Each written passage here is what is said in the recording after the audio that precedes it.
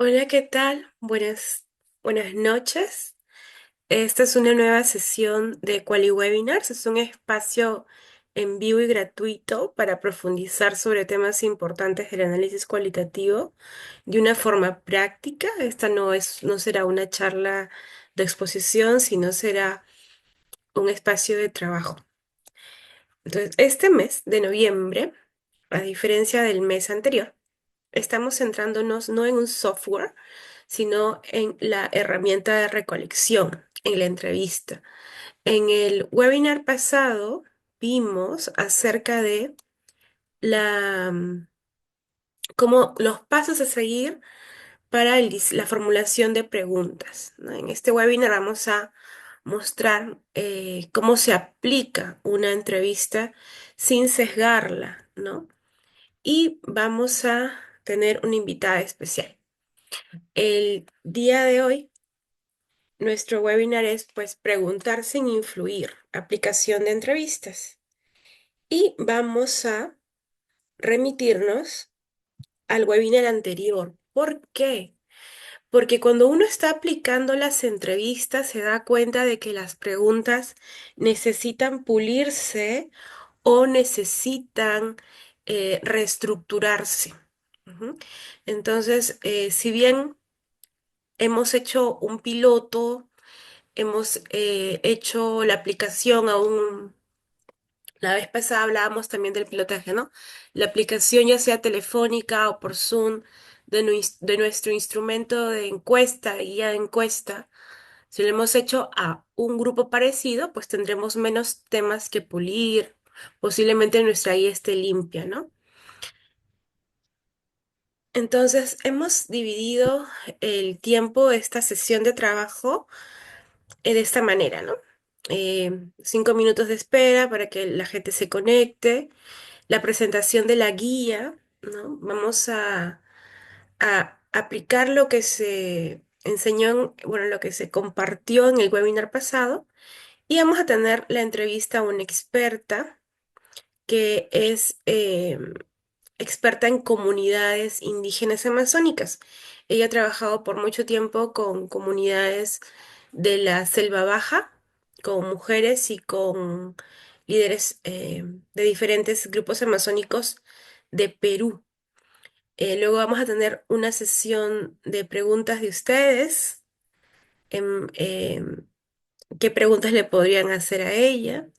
Y una retroalimentación que nos va a dar en base a cómo se sintió, cómo fueron las preguntas, qué le hubiera gustado, ¿no? Ella es una persona que lleva muchos años haciendo levantamiento de información em, en asambleas comunales. Trabajar con pueblos indígenas te da una gran oportunidad de desarrollar estrategias y herramientas para poder obtener la información, ¿no? Porque la cultura es diferente. Entonces también necesitamos diferentes maneras y creatividad para poder entrevistar a las personas. Entonces, ella es una persona muy idónea para el webinar de hoy, tiene mucha experiencia. Y bueno, finalmente vamos a resolver algunas preguntas y bueno, y vamos a dar los agradecimientos y cerrar este webinar. Entonces va a ser una hora de trabajo. Como les mencionaba, ya yéndonos al tema, preguntar sin influir, ¿qué significa? Miren, como les comentaba, les he venido comentando, em, no solamente la guía puede sesgar, no solamente la guía de entrevistas puede sesgar las preguntas o las mismas respuestas, ¿no? También la aplicación misma, los tonos, el interrumpir, el si una persona te cuenta una historia, el salirle con una historia similar. em, Se ha dicho que la entrevista es una conversación, es cierto, pero no es un debate.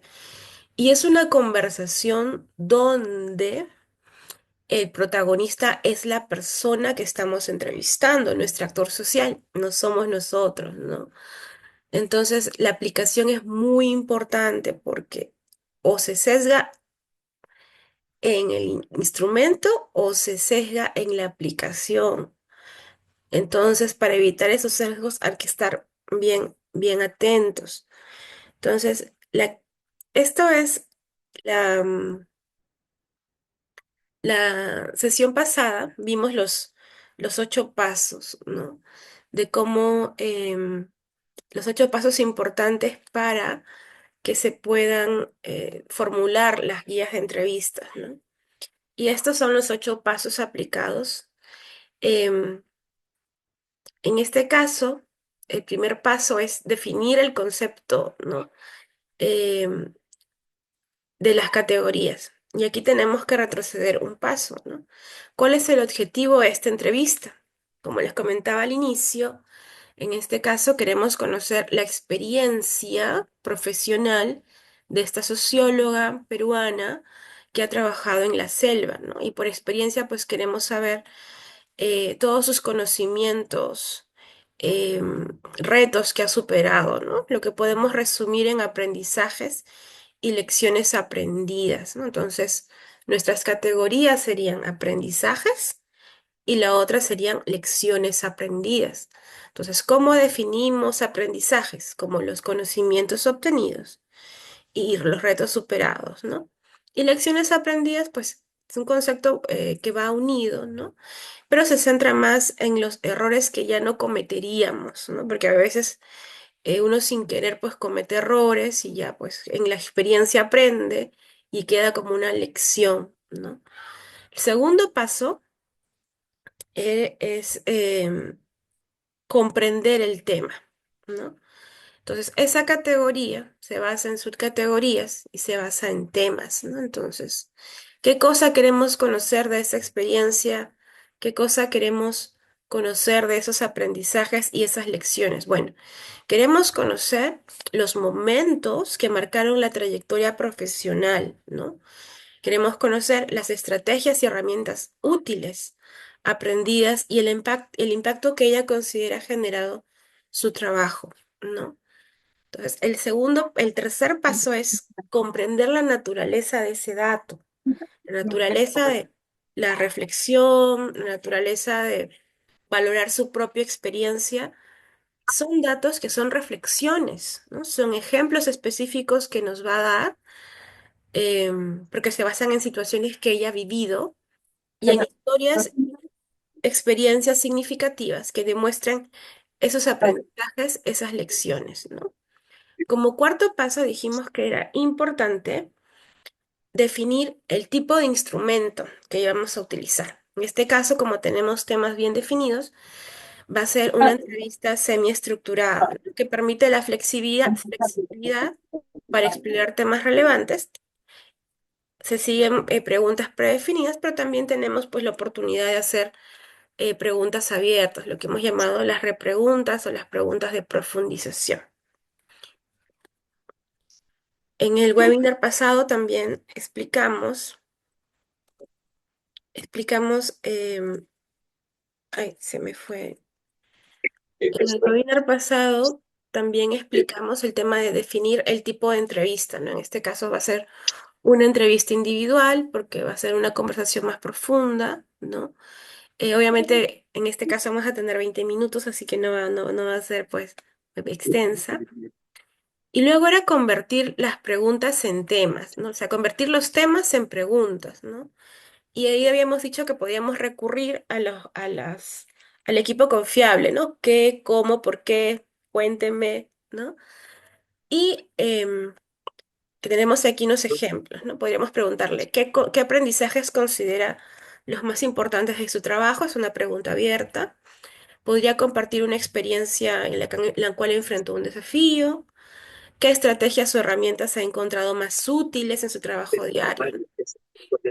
Habíamos dicho también que em, habíamos dicho también que era importante solicitar ejemplos de las experiencias, ¿no? Para que no sea esto vaporoso, que no sea gaseoso, sino que podamos tener de manera clara cuáles fueron los hechos que avalan esa, esa valoración, ¿no? No para nosotros que no para que nosotros luego los pongamos a juicio, ¿no? Sino para que podamos tener una idea de por qué esta persona atribuye esa valoración a sus acciones. Es importante conocer esas acciones y eso lo vamos a saber cuando pidamos experiencias, ¿no?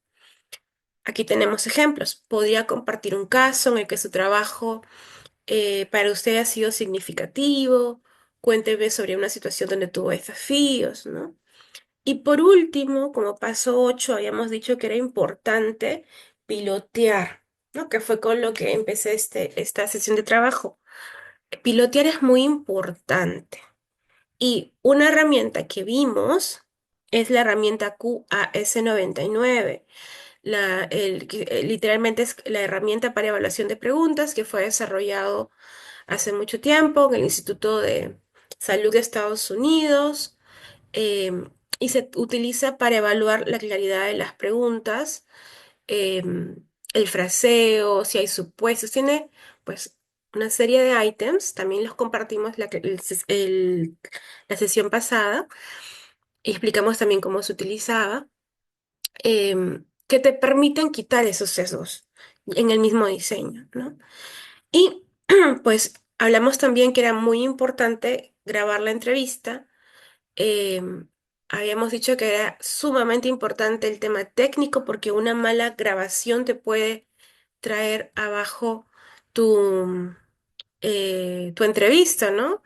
Comentaba que pues en este largo proceso, en este largo trayecto de haber participado en tantas investigaciones y estudios, pues a veces por grabar en la carretera, con los carros pasando, pues se nos arruinaban varias grabaciones, o por no haberle puesto modo avión al celular cuando entraban las llamadas spam, se cortaba la grabación y perdíamos grupos focales, ¿no? Entonces, esas son experiencias, son lecciones que se las traslado para que ustedes lo tengan en cuenta, ¿no? Es importante la grabación. Habíamos dicho también, recordando un poco el webinar pasado, que era importante llegar al lugar y hacer una, em, una prueba de sonido, o sea, grabar un poquito, ¿no? Y ver cómo se escuchaba. Si es que llovía, ¿no? De tomar notas, ¿no? Tener una persona que nos pueda ayudar con las notas también es importante porque la lluvia también hace un efecto fuerte, sobre todo si estamos en lugares muy abiertos o de techos que suenan, ¿no? De material que suena. Y luego habíamos dicho pues que era el proceso de transcripción.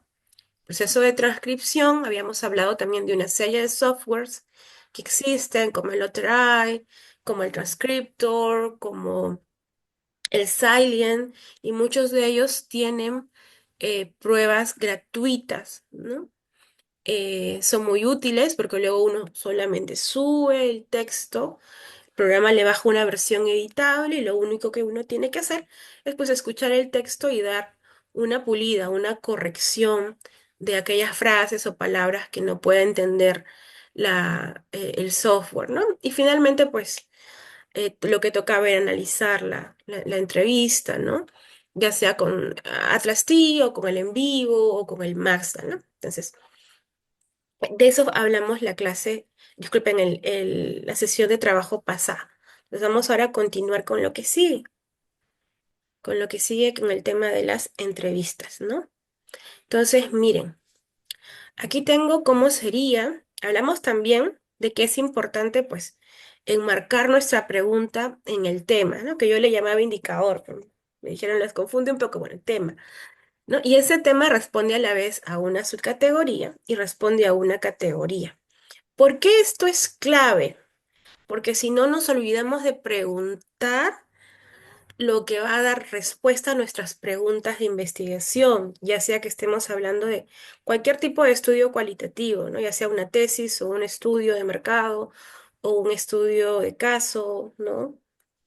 Un trabajo de asignatura, es importante siempre enmarcarnos en la categoría, porque las categorías a qué responden a nuestros objetivos, a nuestras preguntas de investigación. Entonces siempre hay que hacer esos cuadros comparativos para saber que estamos alineados, ¿no? Porque cuando uno revisa los trabajos de los estudiantes, después descubre que pues preguntaron un poco por el sentido común, pero se olvidaron de preguntar en base a lo que habían tenido en el planteamiento de investigación. Consecuencia, tienen datos que no responden a sus preguntas de investigación, es decir, a sus objetivos, ¿no? Y se nota luego. Entonces, aquí, ¿qué hemos hecho? Nuestro objetivo es conocer los aprendizajes y las lecciones aprendidas. Y hemos introducido experiencia profesional, es una categoría también, pero más como una introducción, ¿no? Una introducción. Entonces, en la subcategoría, en la subcategoría hemos definido, ¿no? Cuando voy a hablar de experiencia profesional, ¿a qué me voy a referir? A la trayectoria, a la motivación. Cuando voy a hablar de aprendizajes, ¿de qué voy a hablar? Voy a hablar de los aprendizajes, ¿no? De los retos superados que también te dan aprendizajes, de las herramientas y estrategias que se pudo haber desarrollado, y en lecciones aprendidas, pues de las lecciones, entendidas como errores que se han cometido y consejos que se podrían dar para otras personas, ¿no? Y en cada una de estas subcategorías se ha definido un tema. Cuando voy a preguntar de trayectoria, voy a preguntar de experiencia profesional. En consecuencia, la pregunta debe estar alineada. ¿Podría contarme un poco sobre su experiencia en este campo con comunidades indígenas amazónicas? ¿No? Está alineado. Cuando motivación, la elección de la especialización, ¿no? ¿Qué le motivó a especializarse en este campo? En aprendizajes, los momentos claves de su trayectoria, ¿no? ¿Cuáles han sido los aprendizajes que considera son más significativos en su experiencia profesional? Los retos superados. O sea, ¿podría compartir un ejemplo de un desafío en su experiencia profesional? Las herramientas, es decir, los métodos o enfoques útiles que se ha aprendido, ¿no? ¿Qué herramientas o estrategias considera le han facilitado su trabajo con las comunidades? Los errores cometidos, ¿no? ¿Qué acciones o estrategias no volvería a utilizar para trabajar con comunidades, ¿no? La orientación a futuros profesionales o investigadores, ¿no? Si pudiera dar un consejo práctico a alguien que comience en este campo, ¿cuál sería, ¿no? Son todas preguntas abiertas, se hemos testeado, no tienen sesgo, no asumen situaciones, ¿no? Em, pues, esta primera parte ya la tenemos. Ahora, ¿cuáles son los pasos clave de la entrevista, ¿no? Y vuelvo a repetir y mencionar el tema de la guía validada, ¿no? Piloteada para asegurarnos la claridad, o sea, para asegurarnos que mi pregunta está alineada con la categoría, porque eso responde mi pregunta de investigación, mi objetivo, importante. ¿Por qué? Porque luego cuando aplicamos en campo, pasa muchas veces que tenemos que arreglar la guía en campo, ¿no? Y eso pues no es lo óptimo, no es lo esperado, eso puede causarles problemas logísticos, ¿no? Además del estrés innecesario. Entonces, antes de ir a campo, validamos, ¿no? Importante, ya lo mencioné y repito esto porque es un tema técnico, te puede arruinar una entrevista. Elegir un lugar tranquilo, de preferencia sin ruidos. Muchas veces no tenemos opciones, ¿no? Tenemos que entrevistar donde caigamos, donde se le encuentra a la persona. Y ahí habíamos dicho que es importante usar la estrategia del micrófono, que ahora hay pues micrófonos muy baratos, menos de $10, que nos ayuda mucho a eliminar el ruido. Luego que también podemos usar los software de eliminación del ruido, como el Audacity o el Cloudy o el mismo Filmora, te eliminan ese ruido. ¿Para qué? Para que luego cuando hagamos la entrevista, pues esa entrevista vaya a un transcriptor que pueda trabajar rápidamente y nos ahorre el tiempo, nos haga más eficientes en el uso del tiempo. ¿Y eso de dónde se origina? Pues de la grabación. Por eso es importante. Em, ya en el mismo transcurso de la entrevista, en el mismo trayecto de la entrevista, es importante crear un ambiente cómodo, ¿no? ¿Y cómo se crea un ambiente cómodo, ¿no? Y mucho de esto tiene que ver con nuestra actitud, con nuestra postura, con nuestro lenguaje corporal. sonreír, por ejemplo, ¿no? Ser amable, es una, eh, es un no negociable, es algo que debemos hacer, ¿no? ¿Por qué? Porque es una persona que nos está dando su tiempo, ¿no? Hay que ser respetuoso, ¿no? Ser amable no significa ser confianzudo, obviamente, no siempre hay que ser respetuoso. Y lo más importante para poder crear este ambiente cómodo desde el inicio es escuchar activamente, poner atención a lo que la persona nos dice, ¿no? Si nos cuenta que llegó tarde porque estuvo en el tráfico, pues hay que escucharla, ¿no? Em, hay que, hay que ser amables, ¿no? Em, escucharla es muy importante.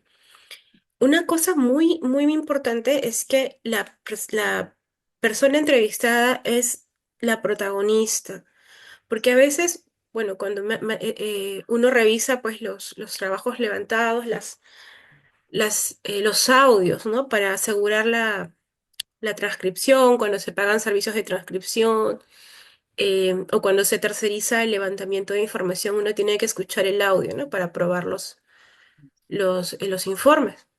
Y uno escucha que el entrevistador empieza a contar sus historias personales o no pone atención a lo que dice la persona, no hace una repregunta, pierde el dato, porque estuvo más enfocado en sí mismo, ¿no?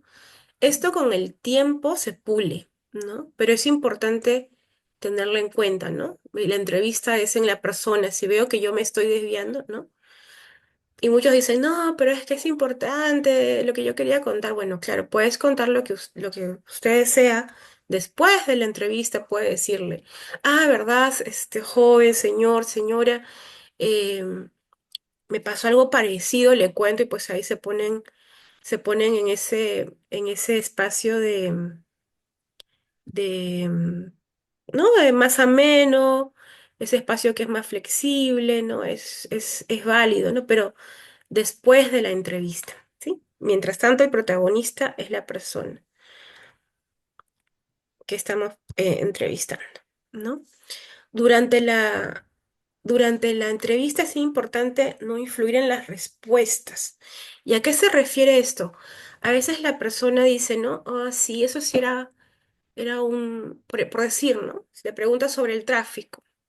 Sí, la construcción de la vía hace que llegue más tarde, ¿no? A mi trabajo antes no era así. Y el entrevistador dice, ¿y ese problema lo tenía antes o no? A ver, ya estamos asumiendo que es un problema y ya estamos direccionando a la persona. Lo más adecuado es, ¿y qué opina usted de que ahora pues te está llegando más tarde a causa de esta construcción? Neutro. Las repreguntas tienen que ser así, ¿no? Tienen que indagar en el tema, pero de no direccionar el tema, ¿no? O sea, tus reflexiones personales, tus comentarios, pues para el final, ¿no?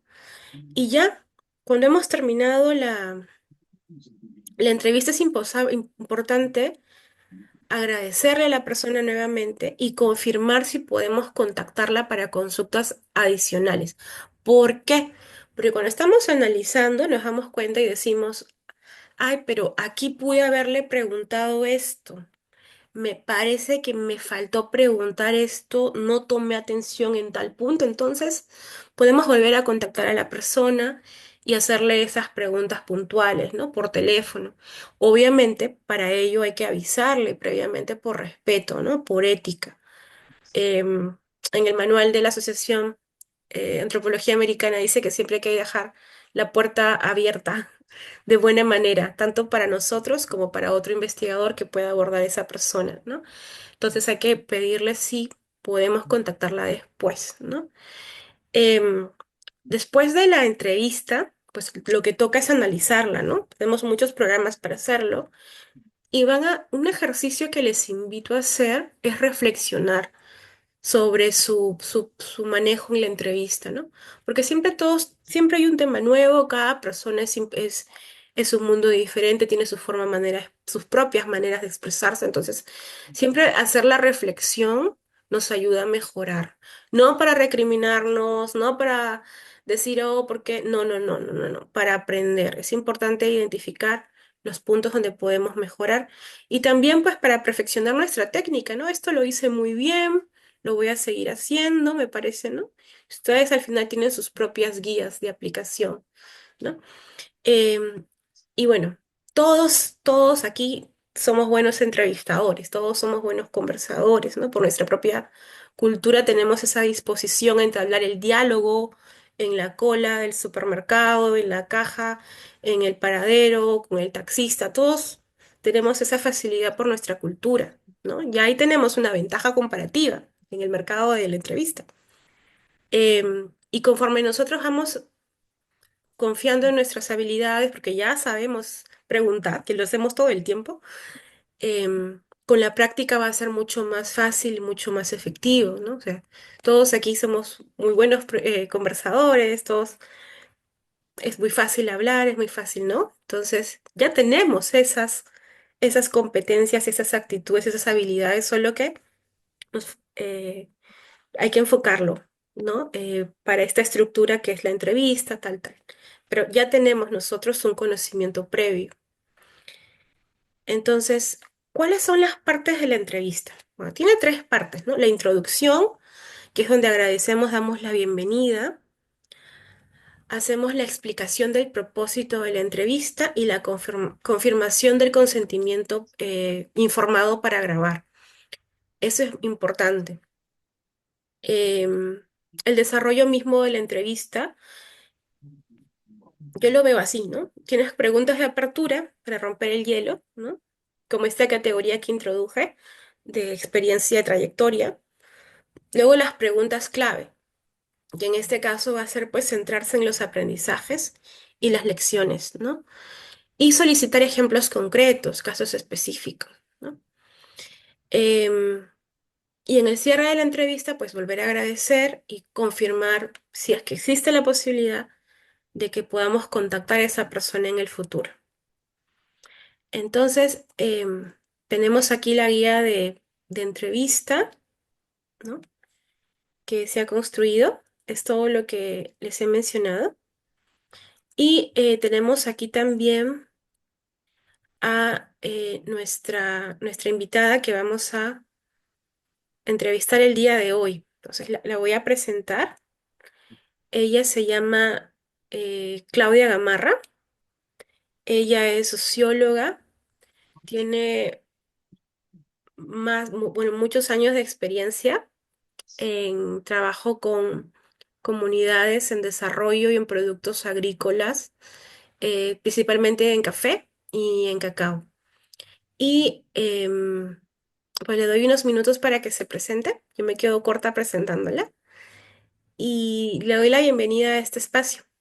Hola Claudia, ¿cómo estás? Hola, ¿qué tal? Buenas noches. Hola, Isa. Un gusto poder estar acá con ustedes.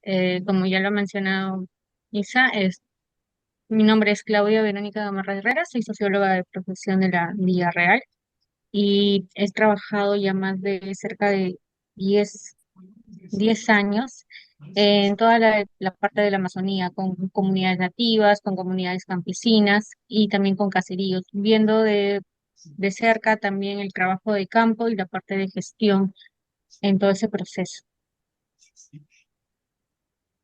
Muchas gracias, Claudia. Entonces, vamos a comenzar con la guía, con esta parte, como explicamos al inicio. Em, yo voy a hacerle unas preguntas a Claudia, va a ser como un modelado de entrevista, y después ustedes, los que desean de manera voluntaria, pueden continuar con las preguntas a Claudia. Luego, eso nos va a tomar como 15 minutos, y posteriormente ella nos va a dar su retroalimentación, qué le gustó, qué no le gustó, qué podríamos hacer mejor. Y finalmente cerramos con las preguntas, ¿sí? Antes de comenzar, ¿hay alguna pregunta? ¿No? Listo. Perfecto. Entonces, bueno, a ver, Claudia, voy a comenzar. Ah, tenemos una pregunta aquí. Ah, ok, gracias, Sonia. Ok, entonces, bueno, vamos a comenzar. Claudia, muchas gracias por tu tiempo. Sabemos que usted es especialista de comunidades nativas y el objetivo de esta entrevista es conocer más sobre su experiencia de campo, ¿no? Esta información, la información que usted nos comparta, luego va a ser utilizada con fines de investigación, se va a poner como un material en las redes para que otras personas se puedan beneficiar de su experiencia. ¿Le parece bien? Sí, claro, con todo gusto. Ok, podemos comenzar entonces. Sí, claro que sí. ¿Está de acuerdo con que grabemos la entrevista? Sí, no tengo problema con ello. Genial. Luego le puedo compartir una copia con mucho gusto. Está bien, perfecto. Muchas gracias. Claudia, ¿podría contarme un poco sobre su experiencia de campo, su experiencia de trabajo en las comunidades indígenas amazónicas de Perú? Bueno, para ser sincera, acerca del tema de la experiencia de trabajar con comunidades, inició con las comunidades campesinas, hace ya cuando estaba todavía haciendo prácticas. Y de ahí fue cómo pasar a comunidades nativas, todo un cambio estructural y también un cambio de cosmovisión, ¿no? Pero el trabajar con las comunidades indígenas amazónicas, sobre todo en la región de Ucayali, Madre de Dios, San Martín y parte también de Loreto, es hay que ser bastante empáticos, ¿no? Como bien lo dice en el inicio tuyo, ¿no? Aprendizaje con empatía. Y creo que si bien es cierto, debemos conocer el previo, a qué región vamos, qué comunidades están, qué familias están orientadas a ellos, cómo es que se rodean ellos, qué es su visión, porque muchas de las comunidades también hay mestizos dentro de la comunidad. Por eso es un previo saber a qué comunidad nos vamos, con qué actores vamos a trabajar directamente, eh, llegar realmente a los actores sociales directos para poder conversar, ver qué es lo que vamos a hacer el trabajo, como previo a ustedes que están haciendo el tema de la entrevista, poder identificar nuestros actores principales, los actores secundarios, como para poder hacer la estructura de lo que vamos a querer hacer y cómo lo vamos a hacer y en el tiempo que lo vamos a tener que determinar. Por eso para mí es muy importante hacer un estudio previo a qué comunidad nos estamos adentrando para poder hacer el tema del trabajo, ¿no? Muchas gracias. Ahora que lo mencionaba,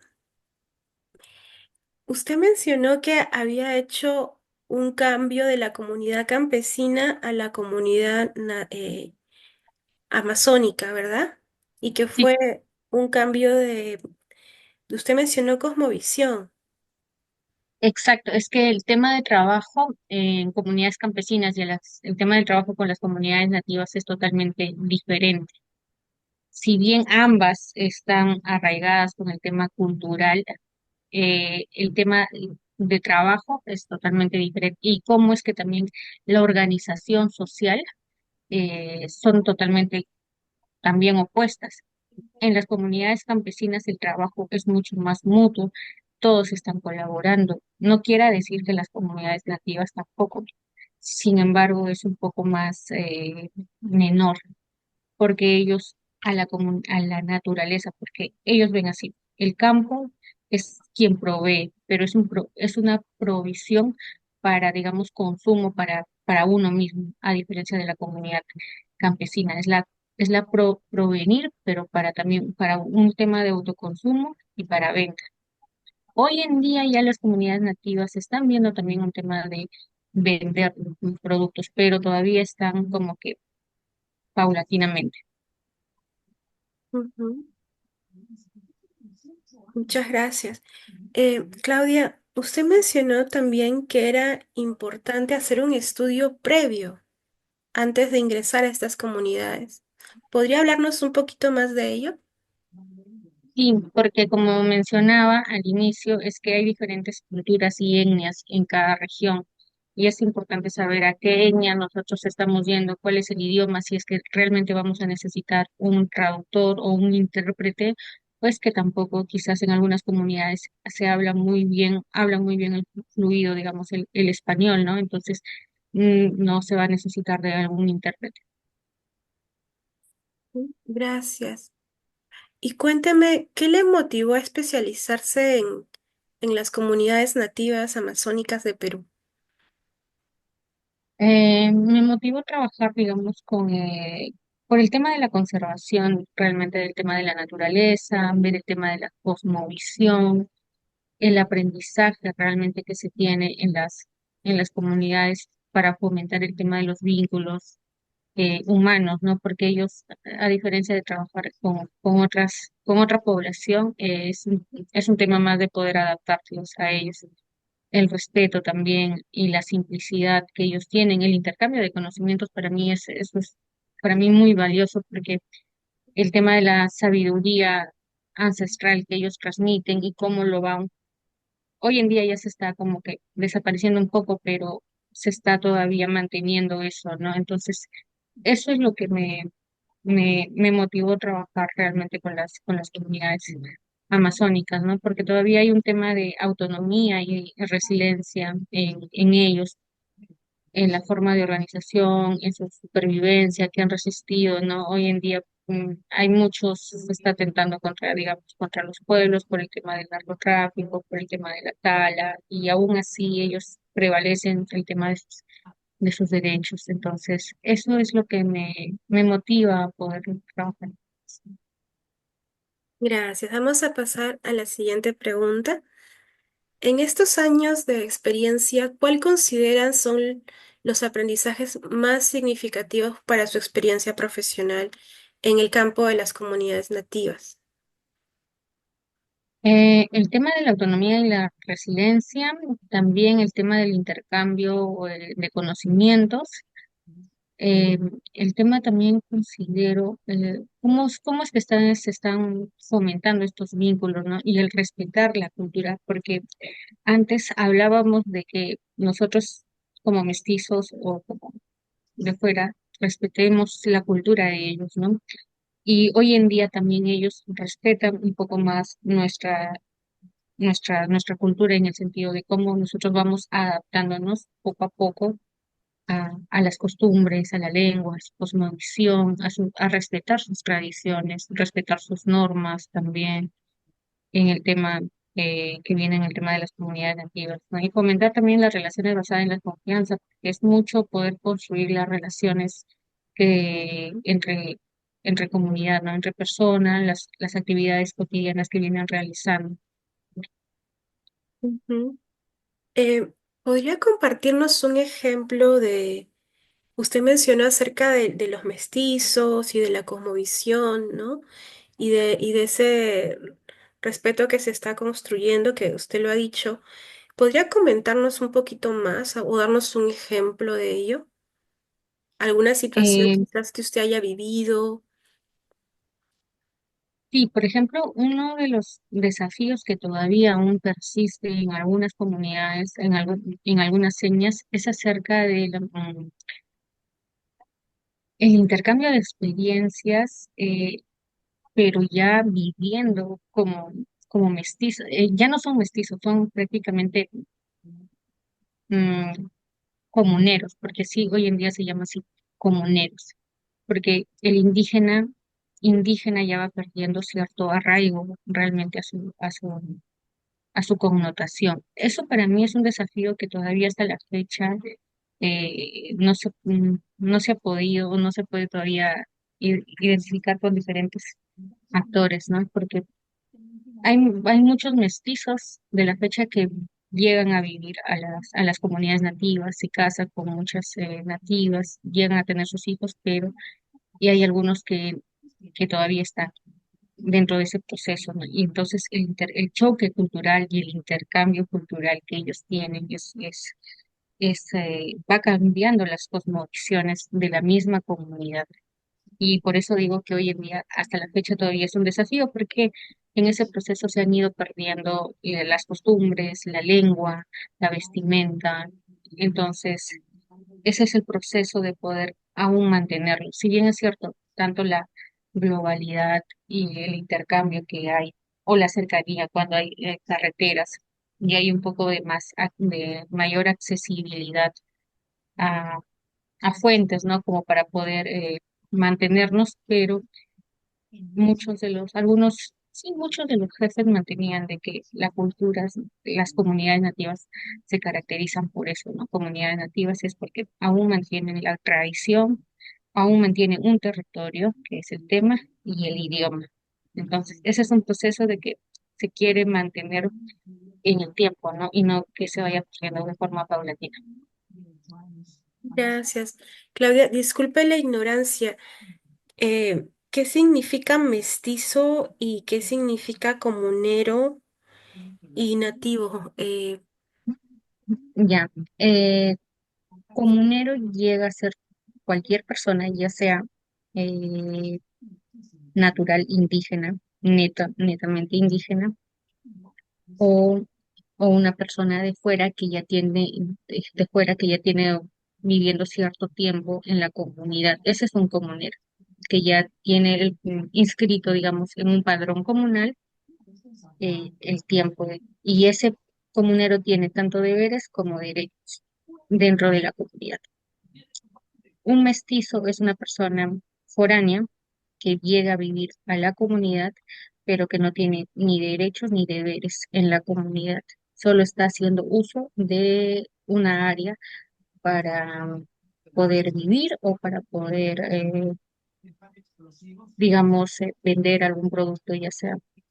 Y un nativo neto es un indígena, ¿no?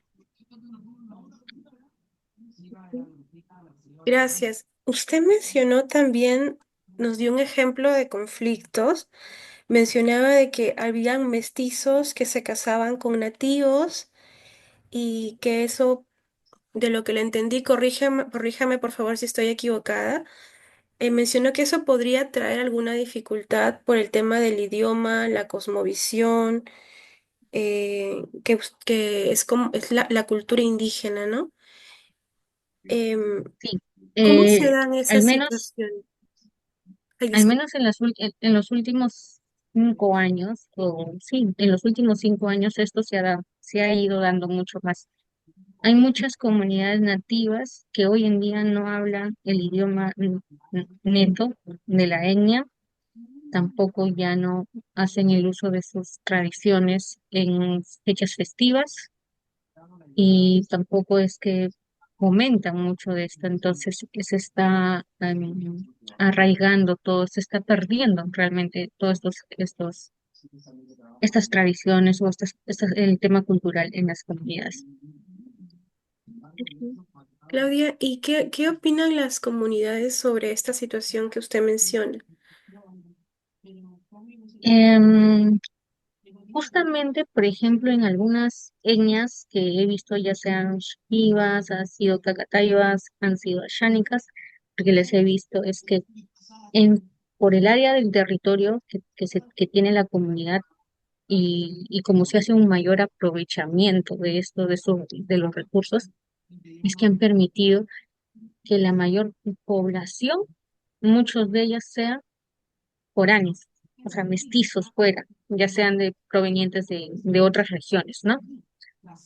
Entonces, lo cual ya también llegan a ser comuneros, lo cual llegan a tener cierto derecho en, en tema de votos, en el tema de decisiones en la comunidad. Lo único que aún la población menor, que son todavía nativos, se mantienen y todavía hacen lucha frente a esto, es que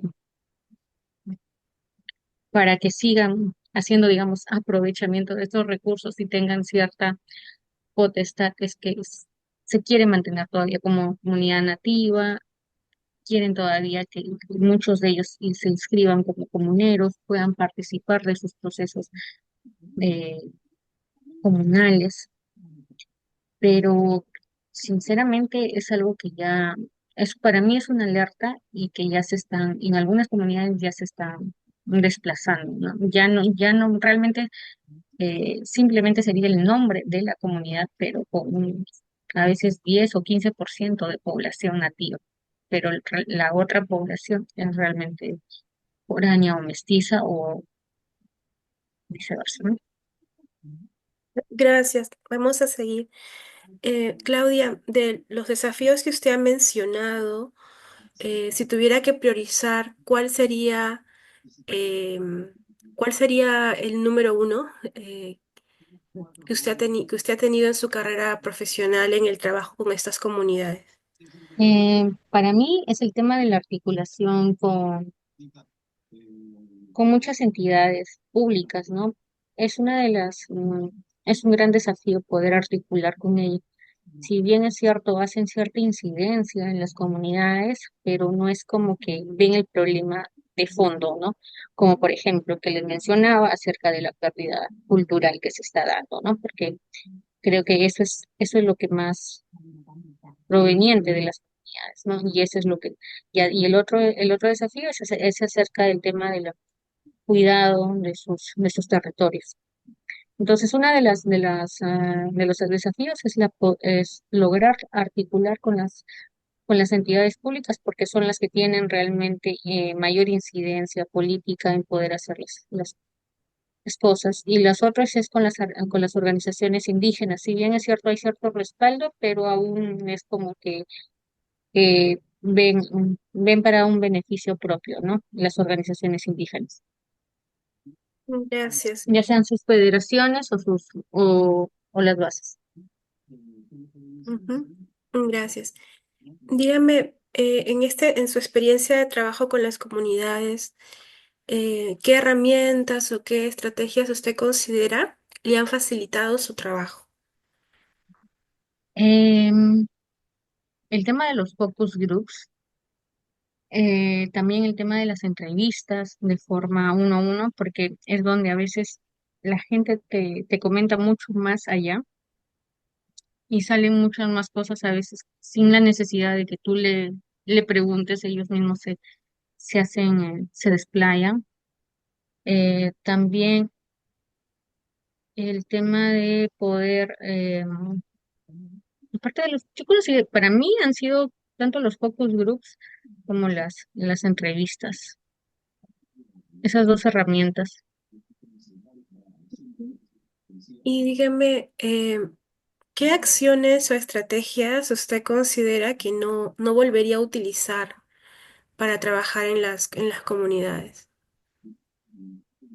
Yo creo que no, todas son buenas, simplemente que hay que saber orientarlas, ¿no? Como por ejemplo los diagnósticos participativos, donde se puede sacar mucha información desde hacer el tema del mapeo de necesidades, el tema también de fortalecimiento de las capacidades locales, ¿no? O sea, todas las herramientas considero que son necesarias, pero siempre y cuando son orientadas y utilizadas de forma adecuada.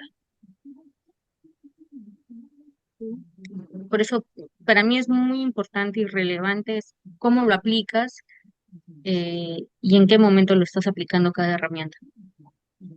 ¿Podría hablarnos un poquito más acerca de ello? Mm, por ejemplo, ¿no? Para hacer un plan de vida. Un plan de vida, por ejemplo, es muy importante para una comunidad porque es un documento donde plasman todas las necesidades y cómo se van a ir articulando estas necesidades en cuanto en un proceso con actores locales, con actores principales, ya sean regionales, locales, y qué actores también comunales van a poder identificarlos, cómo lo van a poder ir haciendo. Entonces, esta, esta herramienta que es el plan de vida necesita varios procesos y varias etapas y varios pasos. Para eso se hace el tema de fortalecimiento de capacidades locales, se hace el tema de los diagnósticos participativos, se hace también el mapeo de actores, se hace el tema de la promoción de la gobernanza, el fomento del diálogo intercultural. Pero por eso, para eso hay que saber en qué etapa poder ir aplicándolo, en qué momento, cuánto tiempo también vamos a utilizar cada herramienta, porque a veces tenerlo mucho tiempo en una población para algo que quizás podríamos reducirlo, entonces nos va a ahorrar tiempo, nos va a ahorrar también recursos y también la motivación de tener a nuestra población activa, ¿no? Porque lo más importante es que podamos sacar toda la información cuando la población esté motivada, ¿no? Porque a veces por cansancio te van a decir mucha información, pero que no es relevante para el estudio y a veces no te sumen nada. Gracias. Claudia, ya para terminar, si pudiera dar un consejo práctico a alguien que está comenzando a trabajar con comunidades nativas en este campo, ¿cuál sería ese consejo o consejos? Hay que ser bastante empáticos, el qué decimos, cómo lo decimos y en qué momento decimos las cosas, ¿no? Y también ser bastante respetuosos con el tema de cultural, con sus costumbres, las de ellos, ¿no? Y también abundar, ¿no? Porque muchas veces, a veces llegamos en momentos inoportunos a las comunidades, cuando, por ejemplo, un día antes ha habido quizás la fiesta, el aniversario o la promoción y por querer hacer las cosas, las actividades, muchas veces no hacemos ese mapeo, esa previsión, ¿no? Entonces, o a veces ingresan otras organizaciones, entonces es muy importante tener quién ha ido antes, quiénes han ido los previos, cómo están de tiempo también, y ser empáticos, ¿no? Ser empáticos y respetuosos. Muchas gracias. Claudia, le agradezco mucho su tiempo por compartir su experiencia conmigo. Y le tengo dos preguntas. Si más adelante me surge alguna pregunta adicional, ¿podría contactarla? Sí, claro, con mucho gusto. Gracias. Y la otra es si más adelante le podría hacer una llamada o invitarle un café porque me ha parecido muy interesante el tema de la cosmovisión. Sí, lo podríamos ir agendando. Muchas gracias, Claudia. Ok. Listo. Ahora les toca a ustedes. Muchas gracias, Claudia. ¿Alguien se siente animado a hacerle alguna pregunta a Claudia? ¿Alguien se anima? Sí. Adelante, Carlos. Sí, Claudia, muy buenas noches. Mi pregunta es la siguiente. Quisiera saber cómo tu cosmovisión y tu identidad cultural ha influido en tu vida y en tu formación profesional. ¿Cómo mi cosmovisión ha Sí, tu influido en mi vida? cosmovisión sí, ha influido, sí, en tu vida y en tu formación profesional, ¿no? Y te agregaremos ocupacional. Ujú. Eh, lo he visto de la forma de poder trabajar tanto con respeto. Creo que para mí el respeto hacia lo que hacemos y hacia las personas con las que vamos a trabajar es fundamental. Y parte de todo este proceso es también el tema del compromiso, el tema de la confianza y la comunicación. Para mí son los pilares que rigen tanto en mi vida personal, en mi vida profesional, para poder ver realmente las actividades, cómo las vamos a poder plasmar en el tiempo, en el proceso, para poder aplicarlo. Sin esas herramientas, digamos, sin la comunicación, con el compromiso y la confianza y el respeto que podamos tener para hacer algo, pues creo que no vamos a hacer bien las cosas, las vamos a hacer simplemente por hacer. Y dentro de todo el proceso que yo he hecho, siempre digo, hay que hacerlo con pasión y por vocación, ¿no? Porque si vamos a hacer actos de servicio que realmente somos nosotros, estamos en ese proceso, es hacer las cosas con todo con todo ello.